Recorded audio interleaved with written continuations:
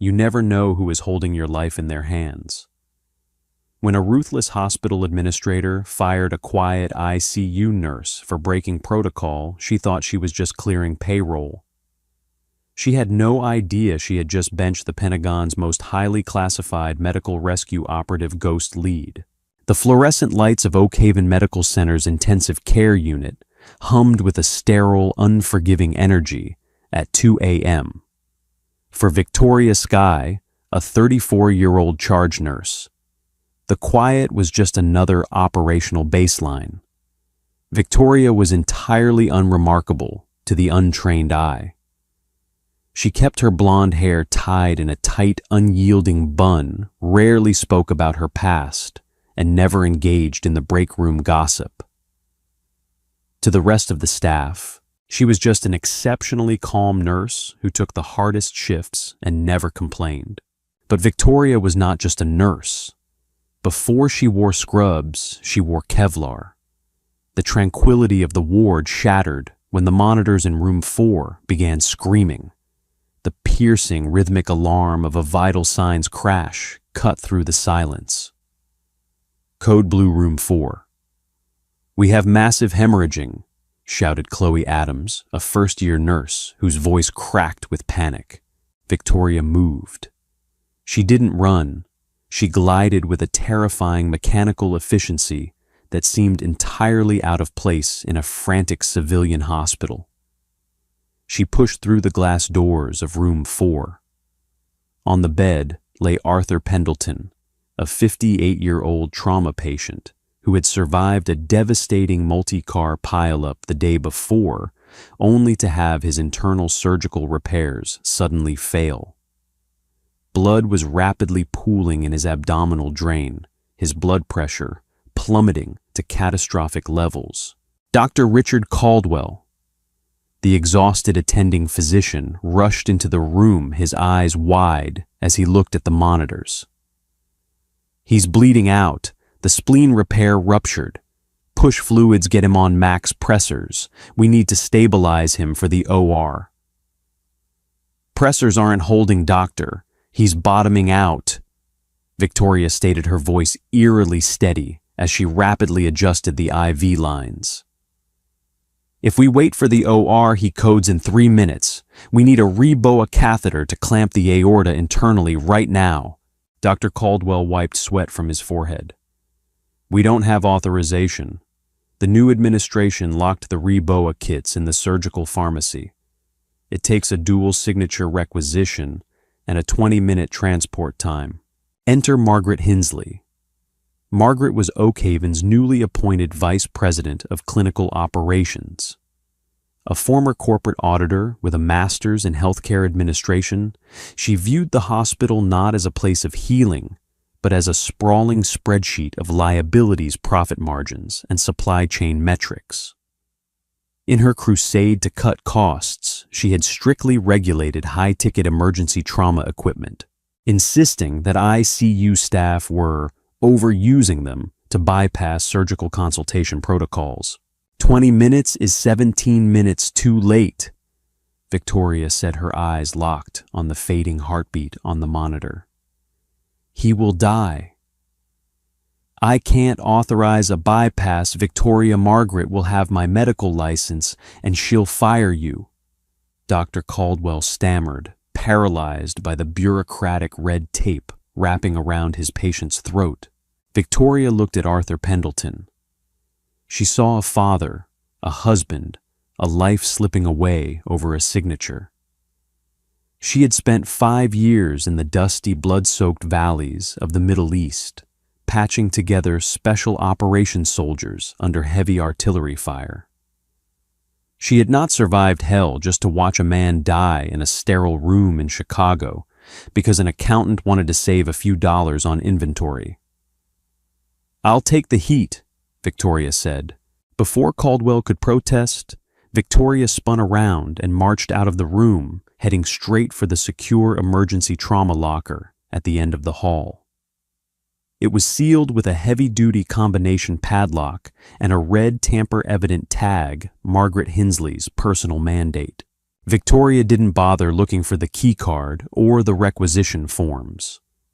She reached into her pocket, pulled out heavy trauma shears, and with a sharp, violent twist that required incredible physical leverage, she snapped the plastic housing of the lock and shattered the glass door of the cabinet. The alarm instantly triggered wailing through the entire floor. Ignoring the siren, she grabbed the Reboa kit, sprinted back into room 4, and ripped open the sterile packaging. "Doctor, insert it. Now!" Victoria commanded, her tone suddenly shifting from a subordinate nurse to a battlefield commander. The sheer force of her voice snapped Dr. Caldwell out of his panic. Guided by Victoria's unflinching hands, Caldwell navigated the catheter through the femoral artery and inflated the balloon, cutting off the blood flow to the ruptured abdomen and instantly stabilizing Arthur's blood pressure. The flatline beep on the monitor slowly transformed into a weak but steady rhythm. Chloe, the young nurse, slumped against the wall, hyperventilating. Dr. Caldwell looked at Victoria, his hands shaking. "You saved his life, Victoria, but Margaret is going to destroy you for this." Victoria calmly gathered the bloody packaging and dropped it into the biohazard bin. "Let her try. My shift is over at 6. At exactly 8 a.m. the next morning, the overhead PA system clicked on. "Victoria Sky, please report to Administration Floor 5. Victoria Sky to Administration." The ICU staff exchanged nervous, sympathetic glances. Victoria simply untied her hair, refastened it into her signature bun, and walked to the elevator. Margaret Hensley's office was a shrine to corporate sterility. Glass walls, a mahogany desk, and absolutely no medical textbooks, just binders of financial reports. Margaret sat behind her desk, flanked by the hospital's Director of Human Resources, Thomas Wilkins. Margaret didn't offer Victoria a seat. She simply pushed a manila folder across the desk. Destruction of hospital property, blatant insubordination, bypassing a dual-signature pharmaceutical protocol, and triggering a lockdown alarm. Margaret listed, her voice dripping with condescension. She looked at Victoria over the rim of her designer glasses. "Do you have any idea the amount of liability you exposed this hospital to last night, Ms. Sky?" The patient was in profound hemorrhagic shock. Victoria replied, her voice entirely devoid of emotion. "The survival rate of a ruptured splenic artery without immediate intervention is 0%. The liability of a dead patient is considerably higher than a broken lock." Margaret's face flushed with anger. She hated nurses who talked back, and she especially hated Victoria's unnerving, dead-eyed calm. "You do not make risk assessment decisions for this hospital." "I do," Margaret snapped, standing up. "You are a rogue element, Mrs. Sky. You think you're above the rules because you've been here a few years, but in my hospital, you are replaceable. In fact, as of this exact moment, you are replaced." Thomas Wilkins cleared his throat nervously and slid a piece of paper forward. "Victoria, this is your formal notice of termination. We are legally required to offer you a chance to resign to protect your record, provided you sign this NDA regarding the unorthodox events of last night." Victoria looked at the paper, then up at Margaret. There was no anger in Victoria's eyes. There was no sadness. There was only a cold, calculating emptiness, the kind of look a predator gives a loud, annoying bird right before walking away. "I won't sign an NDA," Victoria said quietly, "and I don't need a protected record." She turned around and walked out of the office before Margaret could say another word. Down in the locker room, the atmosphere was funereal. Chloe was openly weeping. Dr. Caldwell looked like he hadn't slept in a week, leaning against the lockers as Victoria cleared out her few belongings: a stethoscope, a spare pair of scrubs, and a faded photograph of a military transport plane. "I am so sorry, Victoria," Caldwell whispered. "I tried to talk to Margaret. I told her the man would have died. She didn't care. It's not your fault, Doc. Keep your head down. They need you here," Victoria said, tossing her badge into the trash can. She zipped up her duffel bag, gave Chloe a brief, reassuring pat on the shoulder, and headed for the main hospital lobby. She just wanted to go home, make a cup of black coffee, and figure out her next steps. But as the elevator doors opened to the ground floor, Victoria realized the lobby was not functioning normally. The usual chaotic shuffle of patients and visitors had frozen. People were staring out the massive front glass windows. A deafening rhythmic thwack, thwack, thwack rattled the heavy glass doors. The hospital's PA system crackled with confused, frantic voices. Outside, completely bypassing the designated medevac helipad on the roof, a matte black military Sikorsky UH-60 Black Hawk helicopter had touched down right in the middle of the hospital's front turnaround, crushing the decorative flower beds and blowing debris across the parking lot. Simultaneously, 3 black Chevrolet Suburbans with government plates screeched to a halt in the ambulance bay, completely blocking it off. Margaret Hinsley, who had rushed down from the 5th floor upon hearing the commotion, pushed her way through the crowd of stunned doctors and patients. "What is the meaning of this? Who authorized a landing in the patient drop-off zone? Call hospital security immediately," she shrieked. The heavy glass doors slid open. 4 men in tactical suits wearing earpieces and sidearms openly holstered on their belts stepped into the lobby. Behind them walked a tall, imposing man in the dark green Class A uniform of a United States Army general. The silver stars on his shoulders caught the harsh lobby lights. General Thomas Waverly, head of Joint Special Operations Command, did not look like a man who cared about hospital parking regulations. Margaret marched right up to him, her face purple with indignation. "Excuse me, you are trespassing on private property. I am the Vice President of Operations here, and I demand you move that helicopter." General Waverly didn't even look at her. He looked right through her, his eyes scanning the crowd of hospital staff. "Stand aside, ma'am." "I will not stand aside. I am calling the police," Margaret yelled. One of the suited men stepped forward, seamlessly flashing a badge that read, "Department of Defense." "Ma'am, this is a matter of immediate national security. We need to speak with the chief administrator." "I am the administration," Margaret declared, puffing out her chest. "Whatever you want, you do not disrupt my hospital." General Waverly finally looked down at her, his expression carved from granite. "Then you are exactly who I need to speak to. We are here for an emergency extraction." Margaret frowned, slightly confused by the terminology. "An extraction. If you need a patient transferred, you have to go through the administrative intake desk. We have protocols." "We aren't here for a patient," General Waverly said, his voice echoing loudly across the dead silent lobby. "We are here for one of your staff." Margaret crossed her arms. "None of my staff are authorized to leave during shift hours." The general pulled a sealed, highly classified manila folder from under his arm. 30 minutes ago, an American operative was critically wounded in a classified location. Due to the extreme experimental nature of the biological agents involved in the op-standard field, medics cannot stabilize him.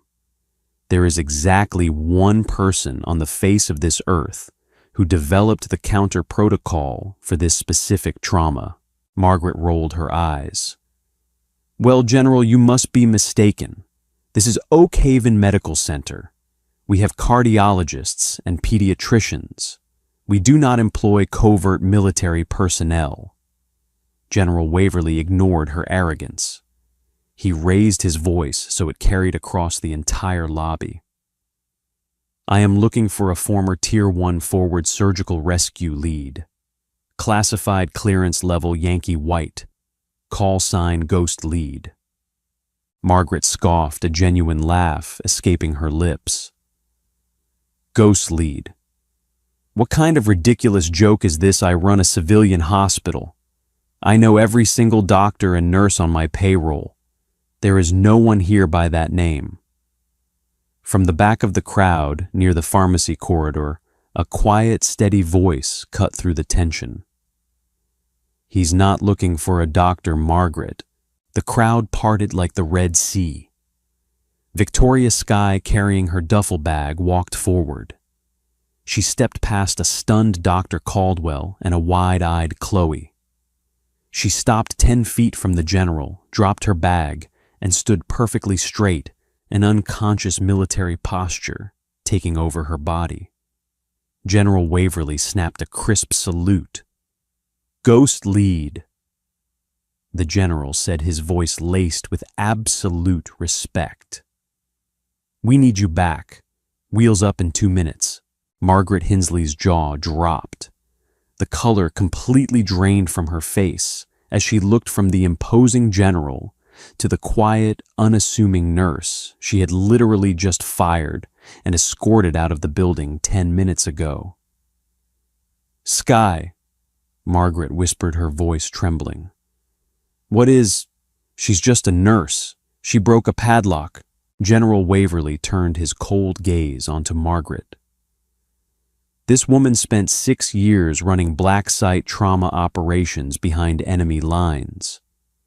She is the highest decorated combat medical specialist in the history of the armed forces. And if she broke your padlock, ma'am, it was because your protocol was wrong. Victoria didn't even glance at Margaret. She looked at Waverly. Who's on the table, General? Captain Jonathan Hayes. It's bad, Victoria. We have a surgical bird prepped on the tarmac at O'Hare. Victoria nodded once. She picked up her duffel bag, walked past the shattered ego of Margaret Hensley, and stepped out the sliding doors toward the waiting Black Hawk. The interior of the Black Hawk was a deafening roar of jet turbines and wind, but to Victoria Skye, it was the sound of home. She strapped into the jump seat, the familiar heavy canvas and tactical netting, a stark contrast to the pastel walls of Oak Haven Medical Center. General Thomas Waverly sat across from her, handing over a thick, red-banded dossier. Target was a subterranean biological processing facility in Eastern Europe. Waverly shouted over the rotor wash, tapping the file. Captain Hayes led the breach. They secured the objective, but a rigged centrifuge detonated. Hayes took shrapnel to the upper quadrant, but that's not the main problem. The payload was an experimental synthetic hemorrhagic agent. It strips the blood's ability to clot while simultaneously destroying vascular walls. Standard combat trauma protocols are failing. He is bleeding out from the inside. Victoria's eyes scanned the telemetry data, her mind shifting gears from the restricted bureaucratic mindset of civilian nursing to the limitless high-stakes calculus of Tier 1 trauma care. If it's a synthetic hemorrhagic peptide, normal transfusions will just feed the reaction, she said, her voice entirely devoid of the quiet submission she had worn at the hospital. We need to induce deep hypothermic circulatory arrest. We freeze him, drain the contaminated blood, flush the vascular system with a counteragent, and reboot his heart with clean volume. General Waverly nodded grimly. That's why we came for you. You're the only one who has ever successfully pulled off a total volume flush in a non-sterile field. 15 minutes later, the Black Hawk touched down on the restricted military tarmac at Chicago O'Hare. Waiting for them was a massive C-17 Globemaster III, its rear cargo ramp lowered like the jaw of a steel leviathan. Inside was not cargo, but a fully operational airborne surgical suite, a flying trauma center equipped with bleeding-edge DoD medical technology. Victoria grabbed her duffel and sprinted up the ramp just as the heavy transport plane's engines began to whine, preparing for an immediate takeoff toward Walter Reed National Military Medical Center. Inside the surgical module, the scene was controlled chaos. Alarms blared in a dissonant symphony. Captain Jonathan Hayes lay on the operating table, his skin an unnatural, terrifying shade of translucent gray. 3 military trauma surgeons were working frantically, their scrubs soaked in crimson. His core temp is dropping, pressure is 60/40 and falling, shouted Dr. William Harrison, the lead flight surgeon. Pack the liver we need to stop the internal weeping. Packing won't work, Doctor, Victoria announced as she strode into the module, snapping sterile gloves over her hands. The agent is liquefying the micro vessels. You're trying to plug a sieve with gauze. Dr. Harrison looked up, glaring at the civilian-clothed woman intruding on his operating theater. Who the hell are you? Get her out of here. We are losing him. Stand down, Major! General Waverly's voice boomed over the aircraft intercom from the command deck. You are relieved. Ghost Lead has the table. Harrison's eyes widened in shock as he recognized the legendary call sign. He immediately stepped back. Victoria stepped up, her eyes locking onto Hayes's unconscious face. He had been her squad leader in Syria. He had carried her out of a collapsed building. She owed him her life. Connect him to the bypass circuit. Victoria commanded, her voice slicing through the panic like a scalpel. Drop his core temperature to 18 degrees Celsius. I want him on ice, literally. We have a 45-minute window before the brain is starved of oxygen. Bring me the synthetic peptide neutralizer and prep 10 units of O-negative blood. 18 degrees, that will stop his heart entirely, a young medic protested. That, Victoria replied coldly, picking up a clamp, is the point. Over the next grueling hour, suspended 30,000 feet in the air, Victoria performed a medical symphony that defied the textbooks of modern surgery. As the bypass machine drained Hayes's contaminated blood, his heart monitor flatlined into a solid, continuous hum. To the untrained eye, the man was dead. But Victoria was operating in the gray zone between life and death. She worked with mechanical precision, flushing his devastated vascular system with the neutralizing agent, manually suturing the shrapnel tears in his liver with microscopic precision, and entirely bypassing the standard red tape of surgical consultation. There were no auditors here, no Margaret Hinsleys to ask for requisition forms. There was only the mission, the patient, and the clock. Flush complete, Victoria finally said, her forehead beaded with sweat. Begin the warming protocol. Let's bring him back. The surgical team watched in breathless silence as the bypass machine pumped fresh, warm blood back into Captain Hayes's body. The digital thermometer ticked upward. 25 degrees, 30 degrees, 35 degrees. Hit him with a milligram of epinephrine, Victoria ordered. Dr. Harrison injected the stimulant. The monitor remained flat. 5 seconds passed. 10 seconds. Come on, John, Victoria whispered, placing her hands firmly on his chest. Don't you dare quit on me. Suddenly the monitor hitched. A sharp spike jumped across the screen. then another. The steady rhythmic beep, beep, beep of a sinus rhythm filled the surgical module. Hayes's blood pressure began to climb and stabilize. The bleeding had stopped. The tense silence of the airborne operating room was broken by a collective shuddering exhale from the military medical team. Dr. Harrison looked at Victoria, absolute awe written across his face. You actually brought him back." Victoria stepped back from the table, peeling off her bloody gloves. "Keep him heavily sedated until we land at Walter Reed. Watch his renal output." She looked up at the overhead camera, knowing the general was watching. "Ghost lead to command. Target is stabilized. He's going to make it." 4 days later, the morning sun poured into the pristine corporate boardroom of Oak Haven Medical Center.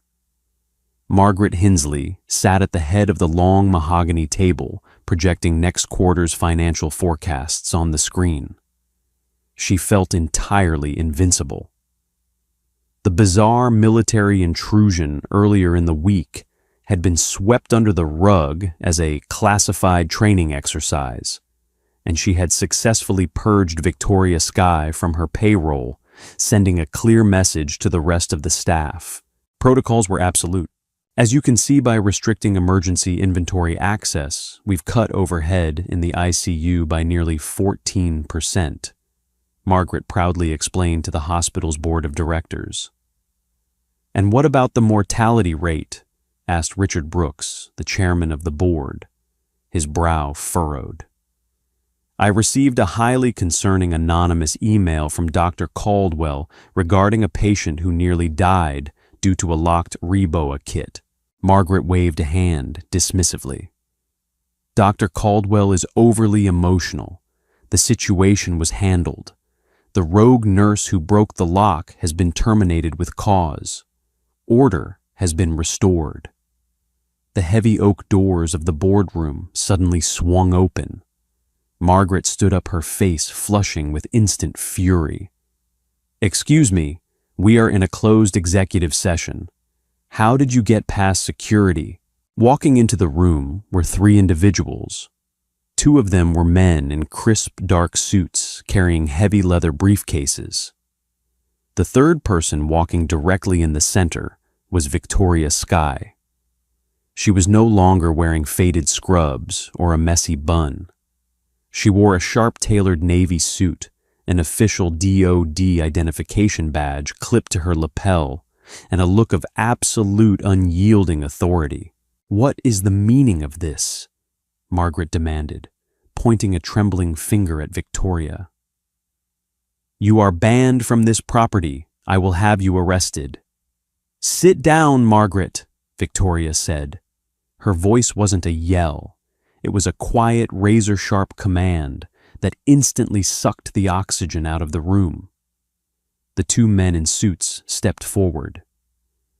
One of them, a stern-looking man named Agent Davis, placed a stack of thick documents on the table directly in front of the chairman. "Mr. Brooks," Agent Davis said, addressing the chairman, "I am with the Office of the Inspector General for the Defense Health Agency.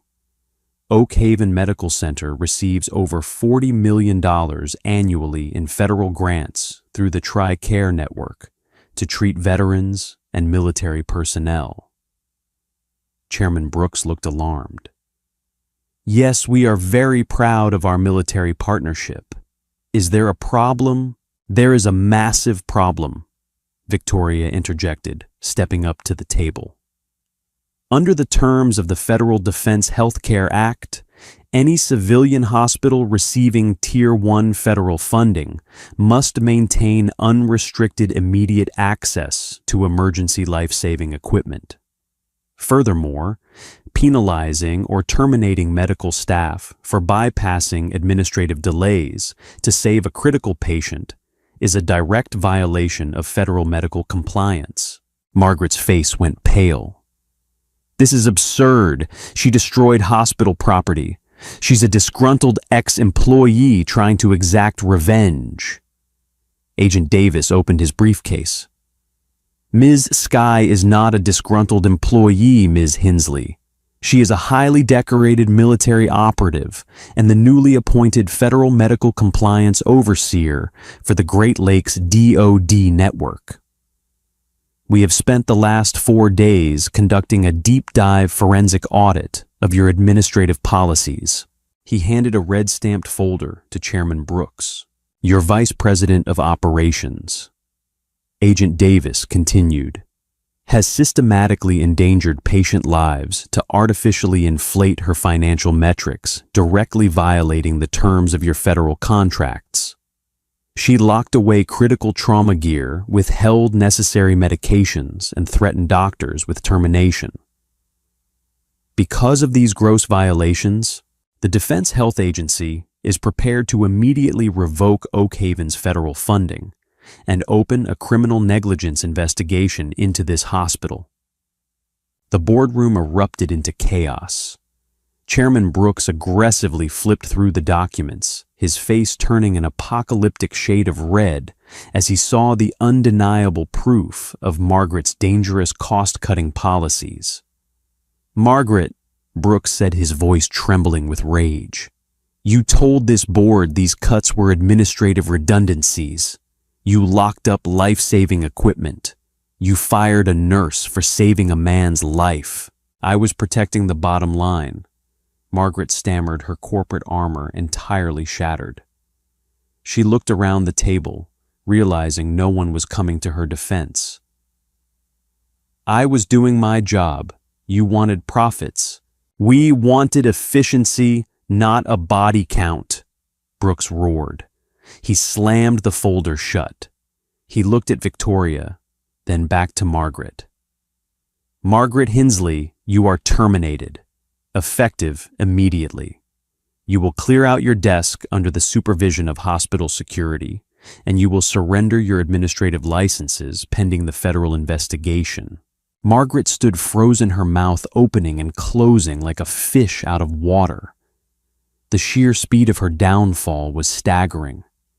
She looked at Victoria, expecting to see a smug smile of victory. But Victoria wasn't smiling. She looked at Margaret with the exact same clinical detached expression she used when assessing a terminal patient. You thought a hospital was a spreadsheet, Victoria said, quietly leaning in slightly. You forgot that blood doesn't care about your profit margins. Now get out of my hospital.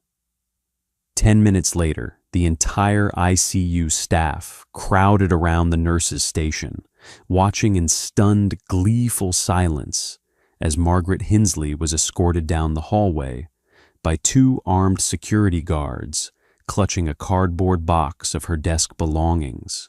Dr. Caldwell walked up beside Victoria, shaking his head in disbelief. I don't know whether to hug you or salute you, Victoria. Neither, Doc, Victoria replied, the tension finally leaving her shoulders. So, Caldwell asked, gesturing to her sharp suit, are you really our new federal overseer? Are you going to be breathing down my neck now? Victoria allowed a small, genuine smile to break across her face. Only if you try to lock up the trauma shears, Richard. The military needs me consulting on field trauma protocols in Washington, but I'll be keeping a close eye on this place. You're the new chief of the ICU, by the way. The board just approved it. Dr. Caldwell's jaw dropped. Before he could say thank you, Victoria turned and walked toward the lobby doors. She had a flight to catch back to Walter Reed. Captain Hayes was waking up, and she needed to be there to debrief him. The quiet ICU nurse was gone. Ghost Lead had returned to the fight, leaving behind a hospital that would never ever put a padlock on a life again. Talk about the ultimate payback, from being fired by a heartless corporate auditor to returning alongside federal agents to shut her down. Victoria, Ghost Lead. Skye proved that true heroes don't wear capes, they wear scrubs. What did you think of Victoria's incredible airborne surgery and Margaret's massive downfall? If you loved this intense story of medical heroism and military justice, please hit that like button, share it with a friend, and subscribe for more incredible real-life stories.